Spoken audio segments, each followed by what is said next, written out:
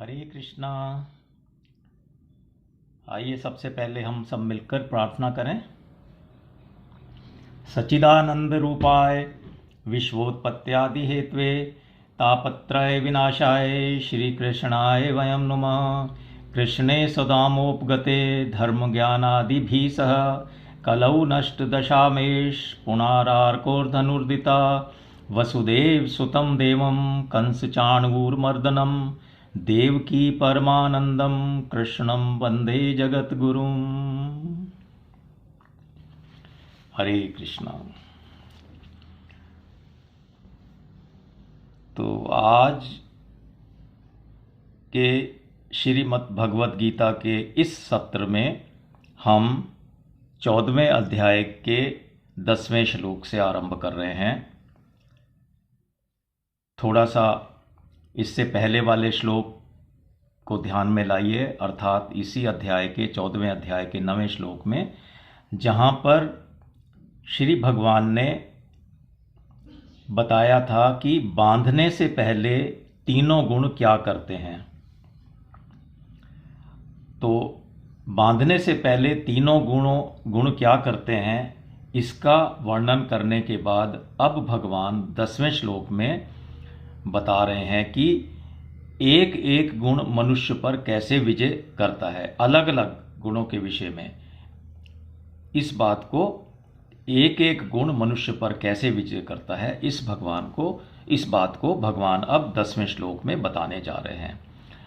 तो 10वां श्लोक जो कि इस प्रकार है, श्री भगवान कह रहे हैं, हे भरत वंशोद्भव अर्जुन, रजोगुण और तमोगुण को दबाकर सत्वगुण बढ़ता है, सत्वगुण और तमोगुण को दबाकर रजोगुण बढ़ता है, वैसे ही सत्वगुण और रजोगुण को दबाकर तमोगुण बढ़ता है। तो श्लोक सुनने के बाद या पढ़ने के बाद ये तो हमको पता लग गया कि एक समय पर एक ही गुण बढ़ता है और बाकी सब दोनों गुण दबे हुए रहते हैं। तो जो बढ़ा हुआ गुण होता है उसके अलावा बचे हुए बाकी दो गुण दबे हुए होते हैं। ये तो मोटे तौर पर हमको श्लोक पढ़ने से पता लग गया। अब आइए इसकी व्याख्या देखते हैं। जैसा कि अभी मैंने कहा कि अभी तक की विवेचना से हम ये समझ गए हैं कि किन्हीं दो गुणों की, यानी कि तमोगुण की और रजोगुण की वृत्तियों को दबाकर सत्वगुण बढ़ता है। यानी कि रजोगुण की जो वृत्तियां हैं, लोभ, प्रवृत्ति, नए नए कर्मों का आरंभ, अशांति, स्पृहा, सांसारिक भोग और संग्रह में प्रियता आदि जो वृत्तियां हैं, और जो तमोगुण की वृत्तियां हैं, प्रमाद, आलस्य, अनावश्यक निद्रा, मूढ़ता इत्यादि, इन सब को सत्वगुण दबा देता है। अर्थात जिस समय सत्वगुण बड़ा हुआ होता है उस समय ये वृत्तियां दबी हुई होती हैं, रजोगुण की और तमोगुण की। और अंतःकरण में एक प्रकार की स्वच्छंदता, निर्मलता, वैराग्य, निस्पृहा, उदारता, निवृत्ति आदि वृत्तियों को उत्पन्न कर देता है।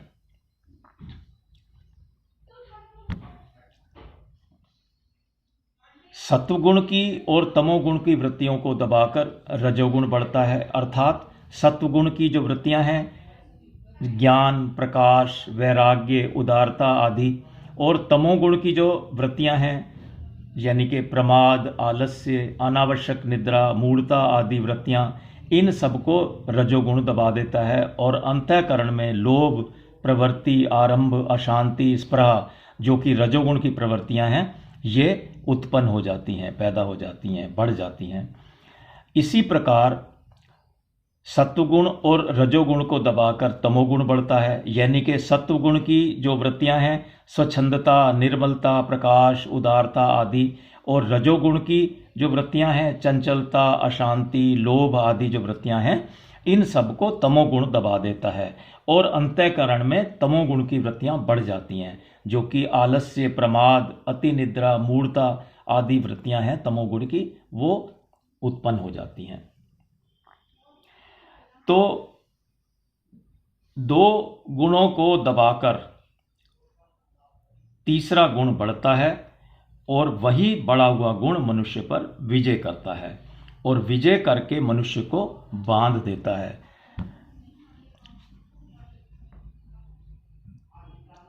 लेकिन अगर हम थोड़ा सा पीछे जाएं, 6 से 10वें श्लोक की बात करें तो हमको थोड़ा सा अंतर दिखाई देगा। यानी कि क्या अंतर है वो मैं बता रहा हूँ आपको। यहाँ पर एक उल्टा क्रम दिया गया है, अर्थात पहले बांधने की बात कही, फिर विजय करना कहा, फिर दो गुणों को दबाकर एक का बढ़ना कहा। ऐसा क्रम क्यों दिया गया? उसका कारण है कि पहले भगवान ने दूसरे श्लोक में बताया था इसी अध्याय के कि जिन महापुरुषों का प्रकृति से संबंध विच्छेद हो जाता है वे महासर्ग में भी उत्पन्न नहीं होते और महाप्रलय में भी व्यथित नहीं होते। कारण कि महासर्ग और महाप्रलय दोनों प्रकृति से के संबंध से ही होते हैं, लेकिन जो मनुष्य प्रकृति के साथ संबंध जोड़ लेते हैं उनको प्रकृतिजन्य गुण बांध देते हैं। ऐसा हम आगे नहीं, ऐसा हमने 14वें अध्याय के ही 5वें श्लोक में जाना था इस बात को। इस पर स्वाभाविक ही यह प्रश्न होता है कि उन गुणों का स्वरूप क्या है और वे मनुष्य को किस प्रकार बांध देते हैं। तो इसके उत्तर में भगवान ने 6 से 8वें श्लोक तक क्रमशः सत्व गुण, रजोगुण और तमोगुण तीनों गुणों का स्वरूप और उनके द्वारा जीवों को बांधे जाने का प्रकार बताया था। अब इस पर प्रश्न ये पैदा हो सकता है या होता है कि बांधने से पहले तीनों गुण करते क्या हैं? बंधना बाद की बात है, पहले तो वो गुण कुछ करेगा तभी बंधेंगे, मतलब पहले क्रिया होगी तभी उसका रिजल्ट निकलेगा। तो इसके उत्तर में भगवान ने बताया कि बांधने से पहले बढ़ा हुआ गुण मनुष्य पर विजय करता है, तब उसको बांधता है। ये 9वें श्लोक की बात है इसी अध्याय की। अब फिर एक प्रश्न और पैदा होता है कि गुण मनुष्य पर विजय कैसे करता है? तो इसके उत्तर में भगवान ने कहा कि दो गुणों को दबाकर एक गुण मनुष्य पर विजय करता है। ये 10वें श्लोक में जो कि अभी हम पढ़ रहे हैं या समझने की चेष्टा कर रहे हैं उसमें ये बात बताई। इस प्रकार विचार करने से ज्ञात होता है कि भगवान ने 6 से 10वें श्लोक तक जो क्रम रखा था वही क्रम ठीक था। तात्पर्य यह है कि जो गुण बढ़ता है उसकी मुख्यता हो जाती है और बाकी के दोनों गुणों की गौणता हो जाती है। वो उनकी मुख्यता नहीं होती है, वो गौण हो जाते हैं। यह गुणों का स्वभाव है। बढ़ने वाला गुण चाहे अच्छा हो चाहे बुरा, चाहे वो सत्वगुण हो चाहे रजोगुण हो चाहे तमोगुण हो, लेकिन जब वो उसके गुण बढ़ जाते हैं तो बाकी के दोनों गुणों की गौणता हो जाती है। इस प्रकार 10वें श्लोक को समझने का प्रयास किया हमने। आइए अब आगे बढ़ते हैं 11वें श्लोक की तरफ। जब दो गुणों को दबाकर एक गुण बढ़ता है तब उस बढ़े हुए गुण के क्या लक्षण होते हैं, कैसे पता लगेगा? तो इसको बताने के लिए पहले बढ़े हुए सत्वगुण के लक्षणों का वर्णन भगवान अब 11वें श्लोक में कर रहे हैं। तो आइए देखें 11वां श्लोक, जो कि इस प्रकार है। जब इस मनुष्य शरीर में सब द्वारों, कौन कौन से द्वार? इंद्रियों और अंतःकरण, इंद्रियां, सभी इंद्रियां तो और अंतःकरण, तो सब द्वारों में प्रकाश अर्थात स्वच्छंदता और विवेक प्रकट हो जाता है, तब यह जानना चाहिए कि सत्वगुण इस समय बढ़ा हुआ है, सत्वगुण बढ़ा हुआ है। तो ये श्लोक हमने 11वां पढ़ा। अब इसको समझने की कोशिश करते हैं। जिस समय रजोगुणी और तमोगुणी वृत्तियों को दबाकर सत्वगुण बढ़ता है तो उस समय संपूर्ण इंद्रियों में और अंतःकरण में भी स्वच्छंदता, निर्मलता प्रकट हो जाती है। जैसे सूर्य के प्रकाश में सभी वस्तुएं साफ साफ दिखाई देने लग जाती हैं, ऐसे ही स्वच्छ बाह्यकरण और अंतःकरण से शब्द आदि पांचों विषयों का यथार्थ रूप से ज्ञान होता है। मन से किसी भी विषय का ठीक ठीक मनन चिंतन होता है। इसी को हम कहते हैं कि साफ साफ दिखाई देती हैं। सत्य क्या है, असत्य क्या है, कर्तव्य और अकर्तव्य का भेद, लाभ और हानि किस में हो सकती है, हित किस में है, अहित किस में है, इत्यादि इत्यादि अन्य कई बातों का स्पष्टतया ज्ञान अथवा विवेक हो जाता है।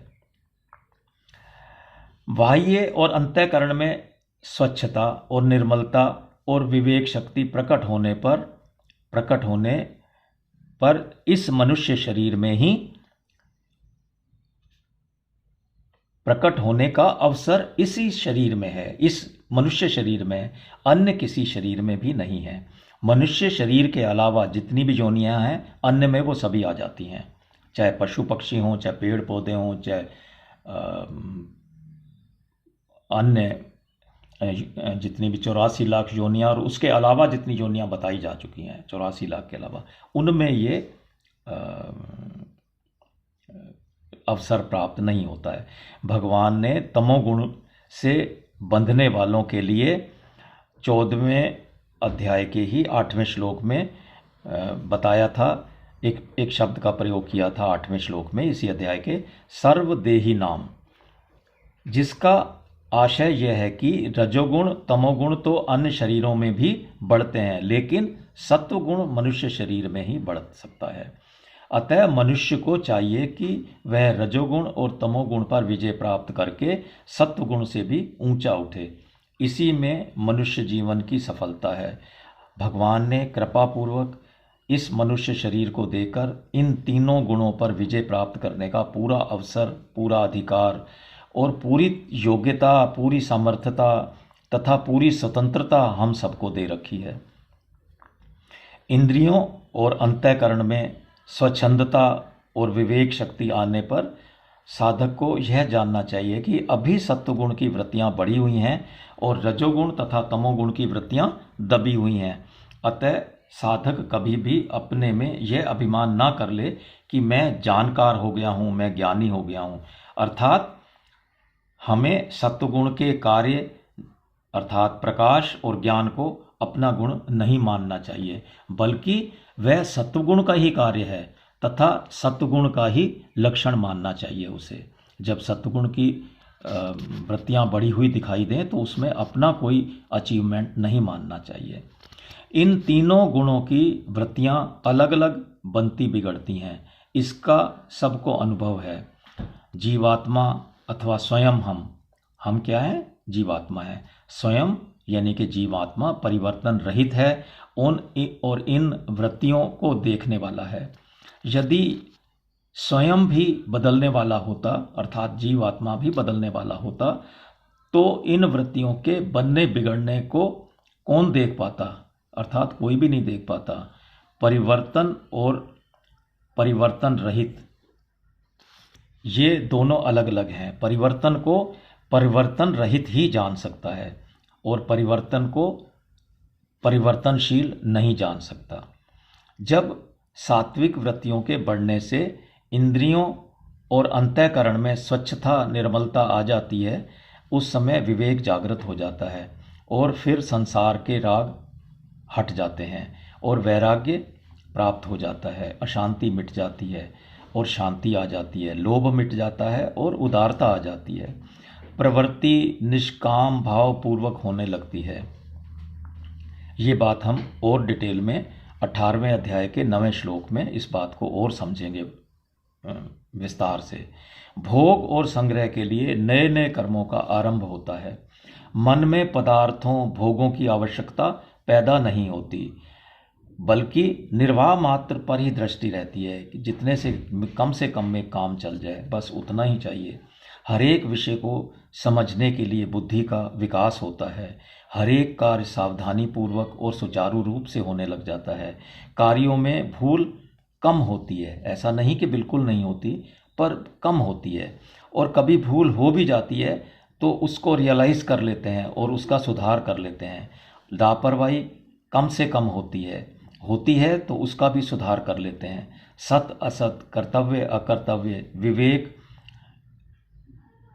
का स्पष्टता जागृत हो जाता है विवेक। अतः जिस समय सात्विक वृत्तियां बढ़ी हों उस समय हमको विशेष रूप से भगवान का भजन, ध्यान, कीर्तन और भगवान के चरित्र, भगवान के कथाएं आदि पढ़नी चाहिए।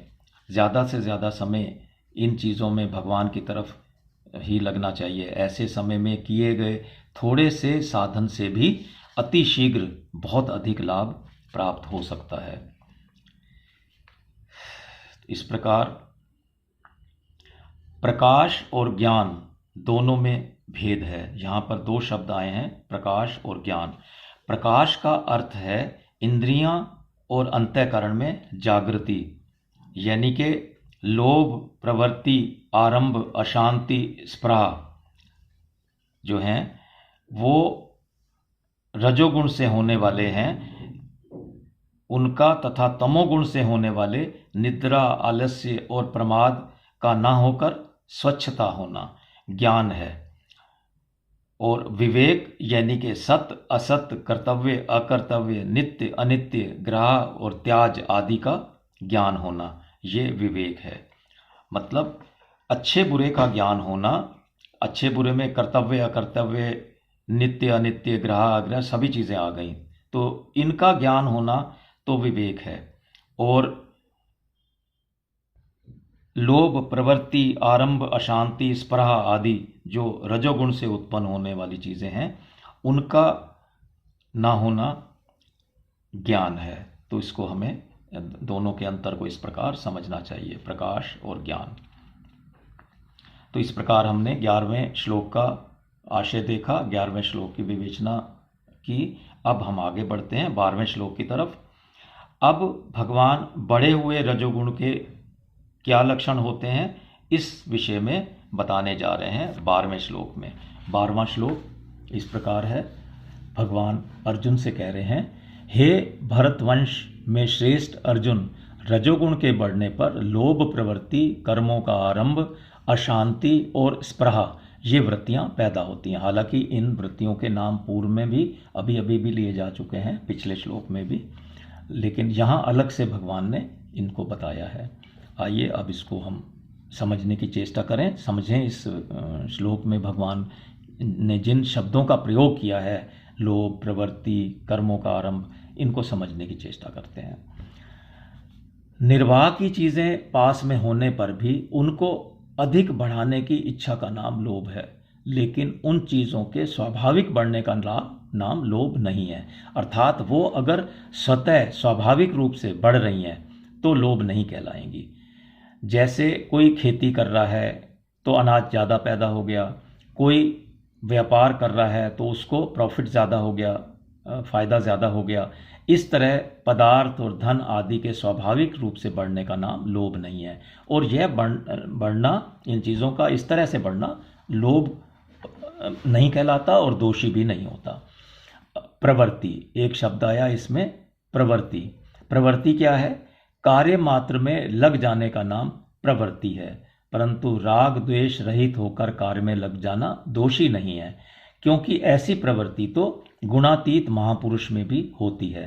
इस बात को आगे इसी अध्याय के 22वें श्लोक में डिटेल में बताया गया है। राग पूर्वक यानी कि सुख, आराम, धन आदि की इच्छा को लेकर क्रिया में प्रवृत्त हो जाना दोषी है, अथवा अन्यथा वो दोषी नहीं है। फिर कर्मों का आरंभ, इसका आशय क्या है यहाँ पर वो देखते हैं। संसार में धनी और बड़ा कहलाने के लिए, प्रशंसा, मान, आदर, बढ़ाई पाने के लिए नए नए कर्म करना, नए नए व्यापार शुरू करना, नई नई फैक्ट्रियाँ इत्यादि खोलना, अथवा नए बिजनेस हाउसेस खोलना, दुकानें खोलना आदि जो है वो कर्मों का आरंभ है। प्रवृत्ति और आरंभ इनमें अंतर है, उसको देख लेते हैं क्या अंतर है। परिस्थिति आने पर किसी कार्य में प्रवृत्ति होना और किसी कार्य से निवृत्ति होना, तो परंतु भोग और संग्रह के उद्देश्य से नए नए कर्मों को शुरू करना आरंभ कहलाएगा, यह प्रवृत्ति नहीं कहलाएगा। मनुष्य जन्म प्राप्त होने में केवल परमात्म तत्व की प्राप्ति का ही उद्देश्य रहे। हमें क्यों मनुष्य जन्म मिला है? तो उद्देश्य परमात्म तत्व की प्राप्ति रहेगी, इसलिए हमें मनुष्य जन्म मिला है कि हम परमात्मा को प्राप्त कर सकें, उनसे प्रेम कर सकें। भोग और संग्रह का उद्देश्य बिल्कुल नहीं रहे। इसी दृष्टि से भक्ति योग और ज्ञान योग में, जो कि 12वें अध्याय के 16वें और इसी अध्याय के 25वें श्लोक में, यानी कि 14वें अध्याय के 25वें श्लोक में पुनः बताया जाएगा। तो क्या कि संपूर्ण आरंभों का त्याग करने के लिए इन दोनों श्लोकों में बताया गया है। संपूर्ण आरंभों का त्याग दोनों श्लोकों में बताया गया है कि किसी प्रकार के कार्यों का आरंभ नहीं करना चाहिए। कर्म योग में कर्मों के आरंभ तो होते हैं, परंतु वे सभी आरंभ कामना और संकल्प से रहित होते हैं। बहुत पहले हमने चौथे अध्याय में इस बात का ज्ञान हो गया था, चौथे अध्याय के 19वें श्लोक में ही। कर्म तो करना है, तो इसलिए कर्मों का आरंभ तो होगा, लेकिन उसमें किसी तरह का हमारा कामना नहीं होनी चाहिए, कामना और संकल्प नहीं होने चाहिए। कर्म योग में ऐसे आरंभ दोषी नहीं कहलाते, क्योंकि कर्म योग में कर्म करने का विधान है, कर्म तो करना ही है, और बिना कर्म किए कर्म योगी योग अथवा समता पर आरूढ़ नहीं हो सकता। छठे अध्याय के 3रे श्लोक में इस बात को विस्तार से बताया गया था। आसक्ति रहित होकर प्राप्त परिस्थिति के अनुसार कर्मों के आरंभ किए जाएं तो वे आरंभ नहीं है, बल्कि प्रवृत्ति मात्र है, क्योंकि उनमें कर्म करने का राग मिटता है और आरंभ निवृत्ति देने वाले होने से वे दोषी भी नहीं होते। फिर एक शब्द आया अशांति। अंतःकरण में अशांति हलचल रहने का नाम अशम है। जैसी इच्छा करते हैं वैसी चीज़ें अथवा धन संपत्ति यश प्रतिष्ठा आदि जब नहीं मिलती, तब अंतःकरण में अशांति अथवा हलचल होती है। कामना का त्याग करने पर यह अशांति नहीं रहती। फिर एक शब्द आया स्पृहा। स्पृहा अर्थात परवाह।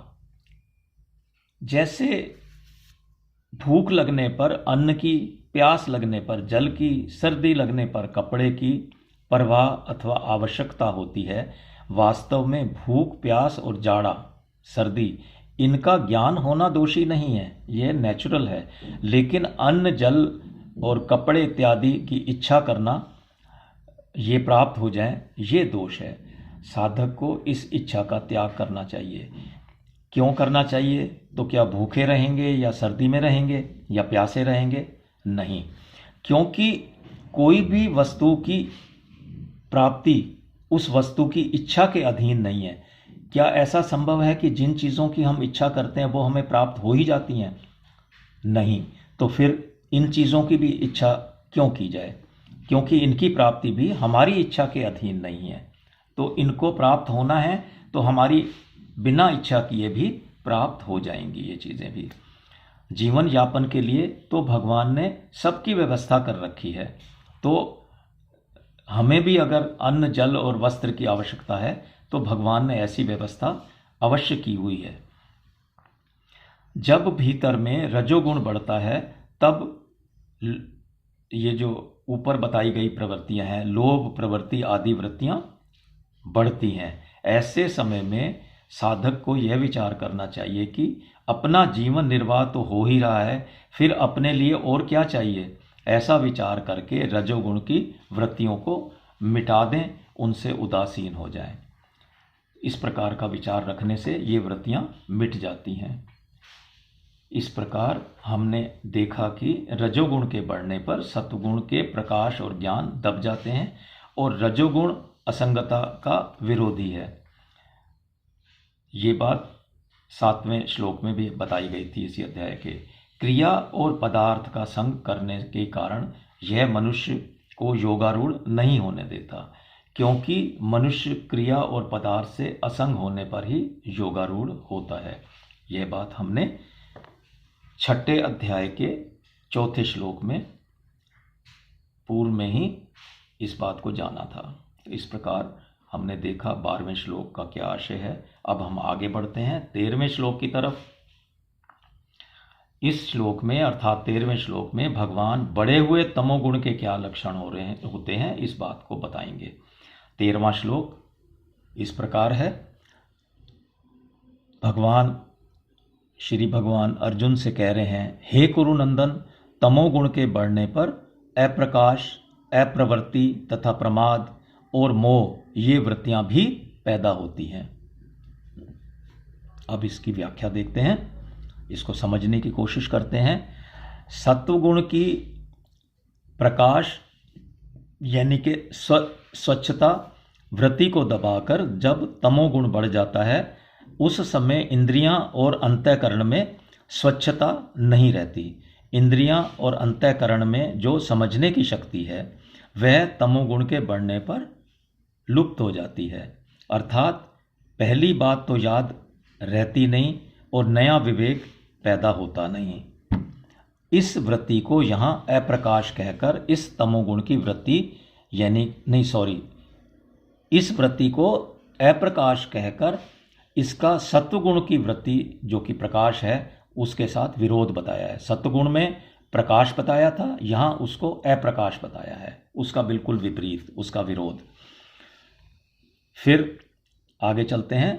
अप्रवृत्ति क्या है? रजोगुण की प्रवृत्ति को दबाकर रजोगुण की जो वृत्ति है उसका नाम प्रवृत्ति है। उसको दबाकर जब तमोगुण बढ़ जाता है तब कार्य करने का मन नहीं करता, निरर्थक बैठे रहने अथवा पड़े रहने का मन करता है। आवश्यक कार्य को करने में भी मन नहीं करता, रुचि नहीं होती। यह सब अप्रवृत्ति कहलाती हैं। तो इस प्रकार की जो वृत्ति है ये अप्रवृत्ति कहलाती है। फिर एक शब्द आया प्रमाद। न करने लायक काम में लग जाना, करने लायक काम को ना करना। जिन कामों को करने से ना तो पारमार्थिक और ना ही सांसारिक उन्नति होती हो, न समाज का ही कोई भला अथवा कोई काम होता है और जो शरीर के लिए भी आवश्यक नहीं है, जैसे बीड़ी, सिगरेट, ताश, जुआ खेलना, तमाशे देखना आदि कार्य में लग जाना, ये सब प्रमाद है। तो ये जो वृत्ति है प्रमाद कहलाती है। फिर एक शब्द आया मोह। तमोगुण के बढ़ने पर जब मोह वृत्ति आ जाती है तब भीतर में विवेक विरोधी भाव पैदा होने लग जाते हैं।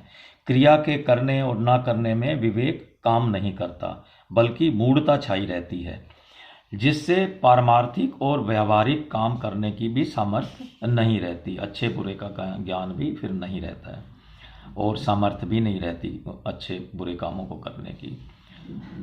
यहाँ एक शब्द प्रयोग किया गया है और भी, उसका देखिए आप कितना महत्व है, क्या उसका तात्पर्य है, यहाँ क्यों ये शब्द प्रयोग किया गया। और भी जैसे अधिक निद्रा लेना, अपने जीवन का समय निरर्थक नष्ट करना, धन निरर्थक नष्ट करना आदि जितने भी निरर्थक कार्य हैं उन सबको इसमें शामिल कर लेना चाहिए। यानी कि और भी इसी तरह के जो काम होते हैं उनको भी इसमें शामिल कर लेना चाहिए, क्योंकि पूरी लिस्ट यहाँ पर नहीं दी गई है। और भी कहकर ये कहना चाहते हैं कि इसी तरह के और भी निरर्थक काम उसमें शामिल कर लें।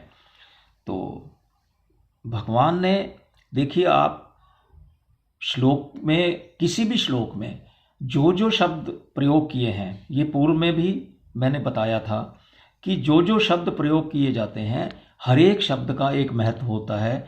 कोई भी शब्द ऐसा नहीं कि जिसको कि अथवा और कॉमा फुल स्टॉप, हर चीज़ का यहाँ पर महत्व है और उसका कोई ना कोई तात्पर्य होता है। तो इस प्रकार हमने जैसे यहाँ पर देखा अभी और भी का क्या तात्पर्य है, तो इस प्रकार हमें उनको भी सोचना चाहिए कि ये शब्द यहाँ क्यों प्रयोग किया गया है। आगे बढ़ते हैं। ये सब बढ़े हुए तमोगुण के लक्षण हैं। जब ये अप्रकाश, अप्रवृत्ति आदि दिखाई दे तब समझना चाहिए कि सत्वगुण और रजोगुण को दबाकर तमोगुण बढ़ा हुआ है। सत्वगुण, रजोगुण, तमोगुण ये तीनों ही गुण सूक्ष्म होने से अतीन्द्रिय हैं, अर्थात इंद्रियां और अंतःकरण के विषय नहीं है। अतीन्द्रिय का मतलब इंद्रियों के और अंतःकरण के विषय नहीं है। इसलिए ये तीनों गुण साक्षात दिखने में नहीं आते, इनके स्वरूप का साक्षात ज्ञान नहीं होता। इन गुणों का ज्ञान, इनकी पहचान तो लक्षणों यानी कि वृत्तियों से ही होती है। जिस समय जो लक्षण बढ़ा हुआ दिखाई दे तो समझना चाहिए कि जो वृत्ति बढ़ी हुई दिखाई दे तो समझना चाहिए कि फला गुण उस समय बढ़ा हुआ है, क्योंकि वृत्तियां स्थूल होने से वे इंद्रियां और अंतःकरण का विषय हो जाती हैं। भगवान ने 11वें, 12वें और 13वें श्लोक में क्रमशः तीनों गुणों की वृत्तियों का ही वर्णन किया है, जो कि हमने अभी अभी देखा, जिससे अतीन्द्रिय गुणों की पहचान हो जाए और साधक सावधानी पूर्वक रजोगुण तमोगुण का त्याग करके सत्वगुण की वृद्धि कर सके। सत्वगुण, रजोगुण और तमोगुण ये तीनों गुणों की वृत्तियां स्वाभाविक ही उत्पन्न होती हैं, नष्ट होती हैं तथा कभी कम और कभी अधिक होती हैं, अर्थात ये ग्राफ ऊपर नीचे होता रहता है। ये सभी परिवर्तनशील हैं। साधक अपने जीवन में इन वृत्तियों के परिवर्तन का अनुभव भी करता है। इससे सिद्ध होता है कि तीनों गुणों की वृत्तियां बदलने वाली हैं और इनके परिवर्तन को जानने वाले पुरुष में कभी कोई परिवर्तन होता नहीं। तीनों गुणों की वृत्तियां दृश्य हैं और पुरुष इनको देखने वाला होने से दृष्टा है। दृष्टा, जैसे पूर्व में भी अभी बताया था मैंने, दृष्टा दृश्य से सर्वथा भिन्न होता है। एक तो दिखाई देने वाली वस्तु और एक देखने वाला। तो हम क्या हैं? जीव क्या है? दृष्टा है। यह नियम है। अतः दृश्य की तरफ दृष्टि होने से ही दृष्टा संज्ञा दी गई है उसको। दृश्य पर दृष्टि न रहने पर दृष्टा संज्ञा रहित रहता है। भूल यह होती है कि दृष्टा को अपने में आरोपित करके वह मैं कामी हूँ, मैं क्रोधी हूँ इत्यादि मान लेता है, अर्थात स्वयं दृश्य बन जाता है। काम, क्रोध आदि विकारों से संबंध जोड़कर उन्हें अपने में मान लेना और उन विकारों को निमंत्रण देना और उन्हें स्थायी बनाना। मनुष्य भूल से क्रोध आने के समय क्रोध को उचित समझता है और कहता है यह तो सभी को आता है, यह तो स्वाभाविक है और मेरा तो स्वभाव ही क्रोधी है, अर्थात मैं तो स्वभाव से ही क्रोधी हूँ, ऐसा भाव पैदा होने लगता है। इस प्रकार मैं क्रोधी हूँ ऐसा मान लेने से वह क्रोध हमारी अहमता में बैठ जाता है। फिर क्रोध रूप विकार से छूटना मुश्किल हो जाता है, कठिन हो जाता है। फिर प्रयत्न करने पर भी क्रोध आदि विकारों को दूर नहीं किया जा सकता और उनसे अपनी हार मान लेते हैं हम लोग। काम, क्रोध आदि विकारों को दूर करने का मुख्य और आसान उपाय यह है कि साधक को इनको अपने में कभी नहीं मानना चाहिए। वास्तव में विकार निरंतर नहीं रहते, बल्कि विकार रहित अवस्था निरंतर बनी रहती है। विकार तो आने जाने वाली चीज़ है, आते हैं और फिर चले जाते हैं, लेकिन स्वयं निरंतर निर्विकार रहता है।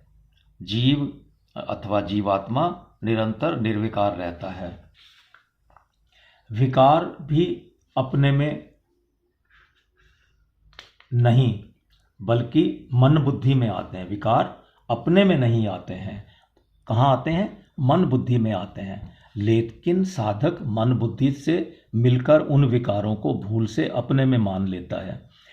अगर वह विकारों को अपने में ना माने तो उनसे जो माना हुआ संबंध है वो मिट जाएगा, समाप्त हो जाएगा। फिर विकारों को दूर करना नहीं पड़ेगा, बल्कि वो स्वतः अपने आप दूर हो जाते हैं। जैसे क्रोध आने पर साधक ऐसा विचार करे कि मैं तो वही हूँ, मैं आने जाने वाले क्रोध से कभी मिल सकता ही नहीं, मेरा विचार दृढ़ होने पर क्रोध का वेग कम हो जाएगा और वह पहले की अपेक्षा कम बार आएगा, उसकी फ्रीक्वेंसी फिर कम होती चली जाएगी और इंटेंसिटी भी कम होती चली जाएगी। फिर अंत में वह सर्वथा दूर हो जाएगा। तो आगे थोड़ा सा देखते हैं इसी श्लोक को। भगवान तीनों श्लोकों में क्रमशः सत्वगुण, रजोगुण और तमोगुण की वृद्धि के लक्षणों का वर्णन करके साधक को सावधान करते हैं कि गुणों के साथ अपना संबंध मानने से ही गुणों में होने वाली वृत्तियां उसको अपने में प्रतीत होती हैं। वास्तव में साधक का इनसे लेश मात्र भी संबंध नहीं है। गुण एवं गुणों की वृत्तियां प्रकृति का कार्य है। प्रकृति का कार्य होने से परिवर्तनशील भी हैं और स्वयं पुरुष तो परमात्मा का अंश होने से अपरिवर्तनशील है। साधक को सत्वगुण से उत्पन्न सुख का भी उपभोग नहीं करना चाहिए। इस बात को थोड़ा ध्यान से समझना है हमने। हमें सत्वगुण का भी, जो सत्वगुण से जो सुख उत्पन्न होता है उसका भी उपभोग नहीं करना चाहिए। फिर करना क्या चाहिए? सात्विक सुख का उपभोग करना रजोगुण का अंश है। रजोगुण में राग बढ़ने पर राग में बाधा देने वाले के प्रति क्रोध पैदा होता है, सम्मोहन हो जाता है और राग के अनुसार पदार्थ मिलने पर फिर लोभ पैदा होकर उसमें सम्मोहन हो जाता है, उसमें प्रियता हो जाती है। इस प्रकार सम्मोह पैदा करने से रजोगुण से तमोगुण में चला जाता है, रजोगुण तमोगुण में बदल जाता है और उसका पतन होने लग जाता है या पतन हो जाता है। ये बात हमने दूसरे श्लोक के 62वें और 63वें श्लोक में विस्तार पूर्वक जानी थी। इस प्रकार हमने देखा कि अप्रकाश और अप्रवृत्ति तो सत्वगुण और रजोगुण के विरोधी हैं और प्रमाद और मोह तमोगुण के अपने हैं। तो इस प्रकार हमने 13वें श्लोक को समझने का प्रयास किया। आशा है कि सुनने के बाद सबको समझ में भी आया होगा और कुछ तो ज्ञानवर्धन हुआ ही होगा। अब हम आगे बढ़ते हैं 14वें श्लोक की तरफ, जिसमें भगवान अर्जुन को बता रहे हैं कि तात्कालिक बढ़े हुए गुणों की वृत्तियों का फल क्या होता है। तो देखें 14वां श्लोक देखते हैं। अब हम भगवान कह रहे हैं अर्जुन से, श्लोक इस प्रकार है। जिस समय सत्वगुण बड़ा हो उस समय यदि देहधारी मनुष्य मर जाता है तो वह उत्तम वेताओं के निर्मल लोकों में जाता है। तात्कालिक जो उसी समय बढ़ा हुआ है उसका भी देखिए कितना महत्व है। श्लोक को पढ़ने से कुछ तो समझ में हमें आया ही है। अब इसकी व्याख्या देखते हैं। जिस समय, जिस काल में, जिस किसी भी देहधारी मनुष्य में, जिस किसी में सभी आ गए, हम आप सब आ गए, जिन्होंने चाहे कभी भगवान नाम लिया या नहीं लिया, सभी आ गए। चाहे वह सत्वगुणी, रजोगुणी अथवा तमोगुणी ही क्यों ना हो, किसी कारण से, किसी क्षणिक कारण से, तात्कालिक कारण से अगर सत्वगुण बढ़ जाता है, अर्थात सत्वगुण के कार्य स्वच्छंदता, निर्मलता आदि की वृत्तियां तात्कालिक बढ़ जाती हैं, उस समय अगर मनुष्य के प्राण छूट जाते हैं तो वह उत्तम यानी कि शुभ कर्म करने वालों के निर्मल लोकों को चला जाता है।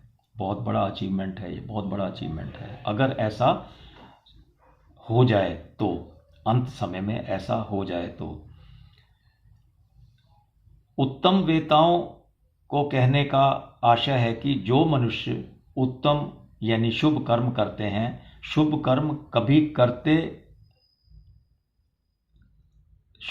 करते हैं और अशुभ कर्म कभी करते ही नहीं, अर्थात उत्तम ही उनके भाव हैं, उत्तम ही उनके कर्म हैं और उनका ज्ञान भी उत्तम है। ऐसे पुण्य कर्मा जो लोग हैं, जिन लोगों पर उनका अधिकार हो जाता है, ऐसे लोगों का, उन्हीं निर्मल लोकों में वह मनुष्य चला जाता है जिसका शरीर सत्वगुण के बढ़ने पर छूटा है।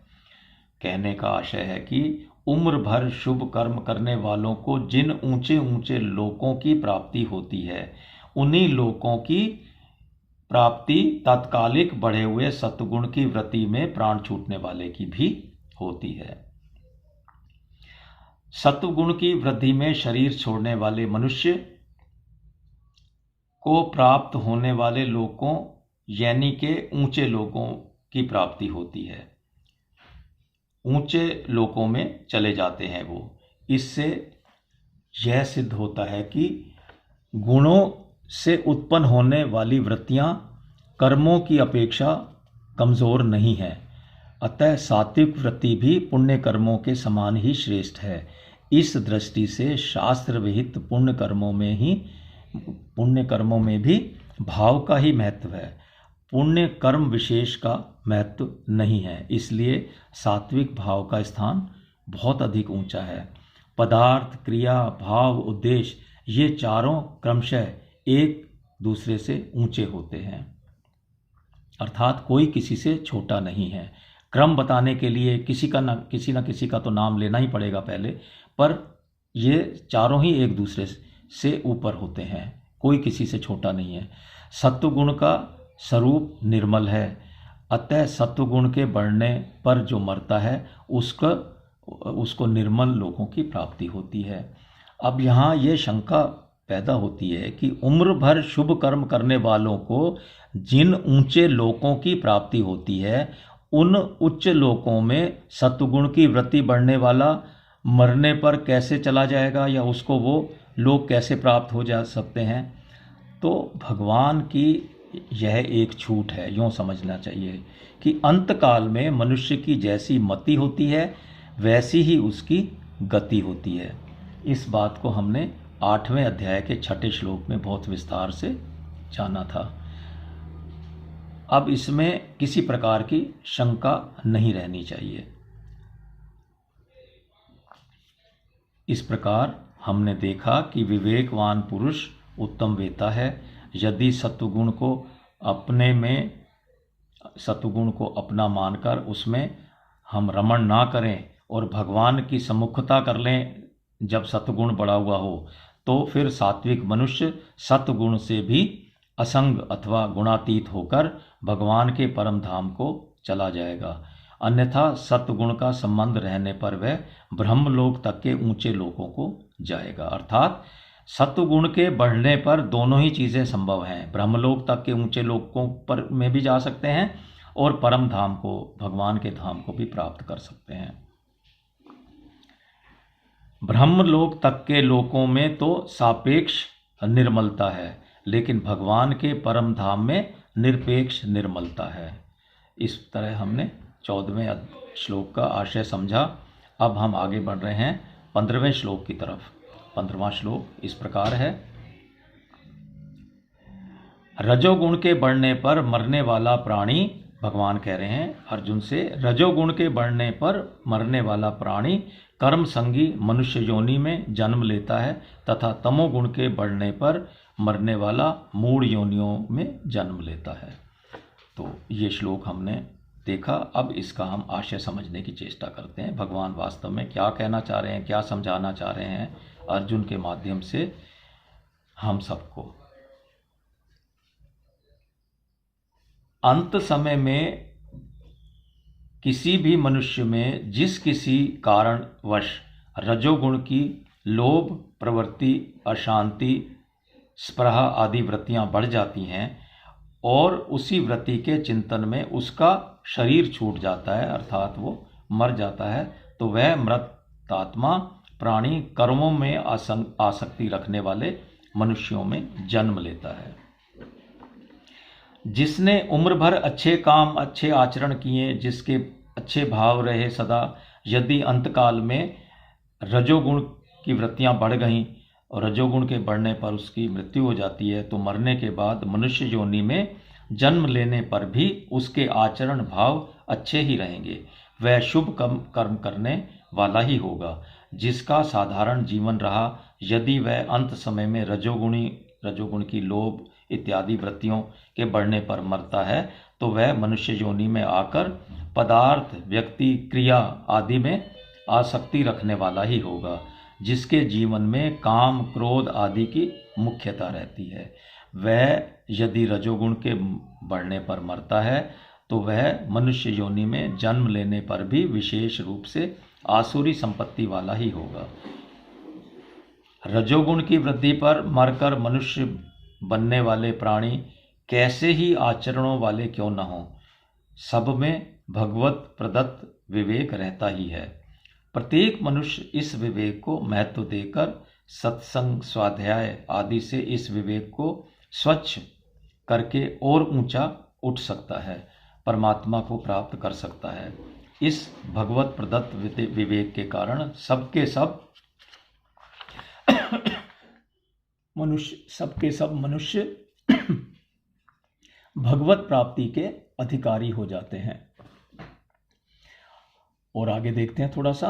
अंत काल में जिस किसी भी मनुष्य में किसी कारणवश से तात्कालिक तमोगुण बढ़ जाता है, अर्थात तमोगुण की जो वृत्तियां हैं, प्रमाद, मोह, अप्रकाश आदि बढ़ जाती हैं, और उन प्रवृत्तियों का चिंतन करते हुए वह प्राण छोड़ता है, तो वह मनुष्य पशु, पक्षी, कीट, पतंग, वृक्ष, लता आदि मूढ़ योनियों में जन्म लेता है।